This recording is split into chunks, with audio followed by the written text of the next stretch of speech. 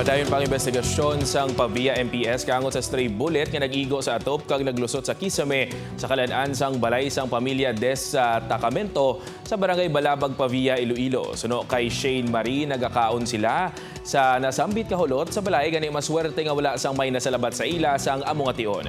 Sang nagapaninlo na kuno ini antes magtulog dili na kag nakit-an sini ang slug sang bala. Bangod dululungan nga nagpinalupok sa ila palibot, wala nila natalupangdan ang paglusot sang bala. Samtang sa barangay Don Esteban Lapus naman sa Iloilo City, kakugmat sa gihapon ang ginadulot sa pamilya Demaosa sa nga bala nga nasapuan malapit sa ila CR. Yara sa likod nga bahin sang balay ang CR. Gani maswerte nga wala sang may naigo sang ini ang gidaligar nga nagtupa sa salog. Padayon pa ang investigasyon sang Lapas Police angot sa insidente kag isa sa ila ginapadalman sa karon kun bala ini ang insidente gid man sang stray bullet.